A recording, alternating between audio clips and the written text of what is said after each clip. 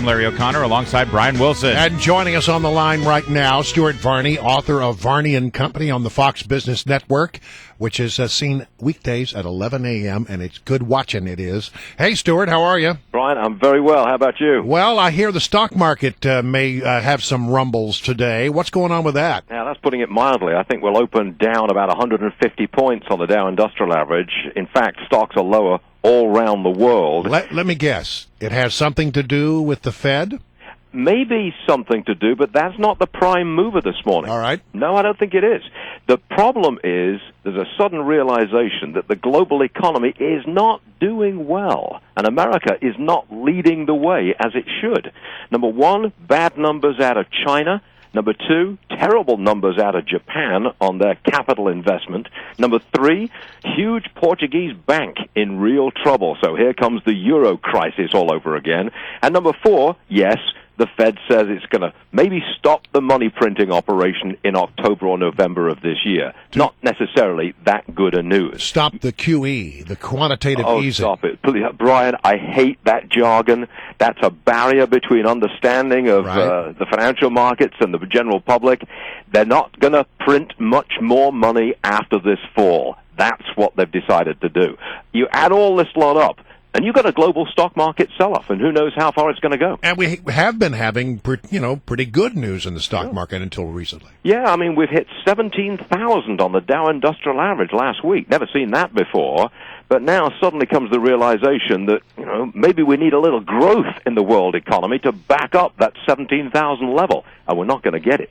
Stuart Varney, you are a very intelligent but vociferous voice criticizing the president when he deserves criticism. I think that's why I enjoy tuning into Varney and Company. And the president is being criticized from all angles this week. Even your pals over there on MSNBC are looking at how tone-deaf this president is by going down to, first to Colorado for some fundraisers, then 3 more fundraisers in Texas, and he refuses to go to the border. What do you think of this president doing a fundraising swing instead of actually dealing with this major border crisis? It's just so incongruous. Let me give you the details.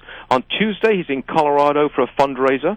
On Wednesday, in Dallas at the home of a trial lawyer, $32,400 a plate. Wednesday night, Austin, Texas, Robert Rodriguez, the movie director, he's hosting the president, $32,400 a plate. Today, in Austin, Texas, the home of an abortion activist, for $32,400 a plate. 4 fundraisers in 3 days, and the president will not go to the border, which is a couple of 100 miles away. So he's taking money from the taxpayer and getting money from the liberal elites. I mean, there's something incongruous here, and I think the establishment media is beginning to wake up to this. He's the fundraiser-in-chief. That's something that he does well. He's not very good at managing. He's not a very good leader, and he's blinded by his leftist ideology. But, boy, can he bring in buckets of money. Yeah. That's what he's doing. And apparently he doesn't like photo ops. He doesn't. Did you hear that comment yesterday? Yes, I did. Well, would you want a photo op in the middle of a crisis that you have created and which you are demanding the taxpayers take care of? You'd run a mile from that kind of photo op. But let me ask you about that, because you are a U.S. citizen today, but you immigrated to this country legally.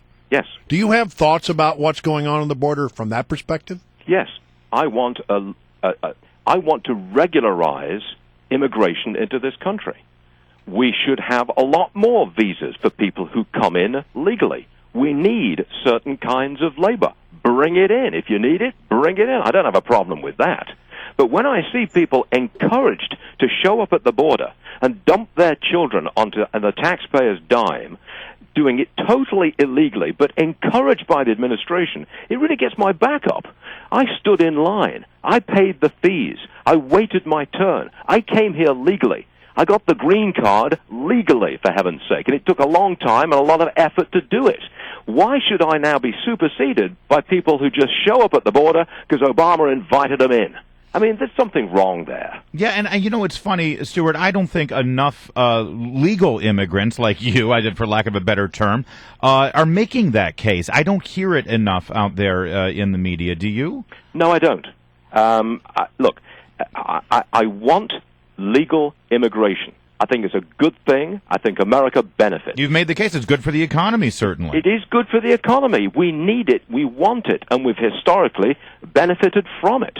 But a mass invasion of illegals is just purely and simply wrong, and it should be dealt with, and the president will not deal with it. Frankly, I think he's importing Hispanic votes. That's what I think he's doing. That's the bottom line here. It's all about the Hispanic vote. If the Republicans oppose this, they look harsh, inhumane, and anti-Hispanic. That is the president's calculation. That's what he's doing. Well, clear something up for me, because, I mean, we have a need for jobs in this country. I mean, the jobless rate is getting better, but it's largely getting better because fewer people are out there looking for jobs. They've gotten frustrated. They've given up. Right. People coming across the border, are they taking some of these jobs? Well, there's a skills gap in America. There are something like 4.3 unfilled positions, but there are, how many million people who are out of work? They don't match up.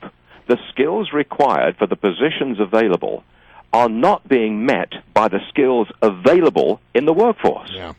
Now, immigration would solve that. Legal immigration would go a long way towards solving that problem, but it will not bring employment to those people who are currently unemployed and who lack the skills for a regular job. Well, and let's face it, what we're seeing on the border right now has nothing to do with immigration. These children aren't coming here for jobs. They're coming here, first of all, for basic medicine, hygiene, and then to be able to become American citizens. That's not what we need in our immigration policy. And I, for one, would not want to be seen as harsh by saying, get out of here. I mean, I don't want to say that. I don't think they should be encouraged to come here in the first place. Yeah. Thank you, Stuart Varney. Well said. Always a pleasure, Stuart. Thank you so much. Gentlemen, thank you.